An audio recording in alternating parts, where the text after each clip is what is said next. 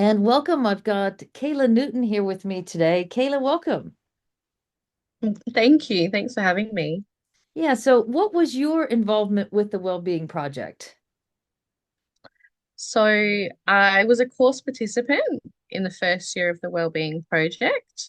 I then came back as a peer mentor and a facilitator in training in the second year. Oh, And yeah, it was right. a big step. Yeah. And then in the third year, I was a co-facilitator of the St. Mary's Wellbeing Project. So we ran two projects, one in St. Helens and one in St. Mary's. And yeah, helped with the St. Mary's one. I was then lucky enough to go on maternity leave, and have my little bubba. But I've been a guest speaker talking about my journey through the Wellbeing Project and the Rose Thorn Banana cards, and also available as a peer mentor for people if they need. Yeah, excellent. So what did you find is the best part for you personally, doing the participating in multiple ways with the Wellbeing Project? Oh, it's so hard to pinpoint just one best moment. The it really is. Bringing the rose thorn banana idea to a card form was a huge moment for me. But I think one of the best moments in my time as a facilitator was actually a moment that a participant had. And so I've tried to de-identify as much as possible, but I'd like to share that moment with you. We were doing an activity on active listening, and one of our participants shared with us that they thought they were really great at this listening thing. Um, and so the activity was to buddy up with someone, talk about, just your backstory briefly, and then come back and share the other person's story. And so this person realized as they were unable to retell the story, maybe I'm not so good at this listening thing. Um, and Oh, so, like, yeah, it was such a profound moment for them. They were like, wow, I thought I'd been doing this listening thing right the whole time, but it turns out I'm not. And, they went away and they worked really hard on practicing their active listening skills.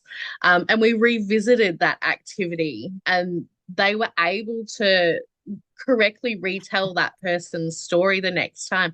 But they shared with us how much it impacted their family as well, because they'd gone from this non-active listening to their partner and their children to this active listening, and it strengthened their family relationship so much, and it just was really heartwarming to hear that story of personal growth. yeah.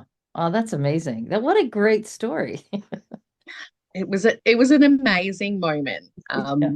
Yeah, and there were lots of moments like that, but that was one that just really stood out for me. Yeah. Excellent.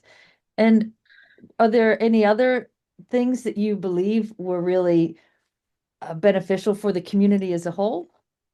I think it's those ripple effects, isn't it? So that person came to our course, did that, it rippled into their family as well. And then their family goes out and takes that information to the people that they know.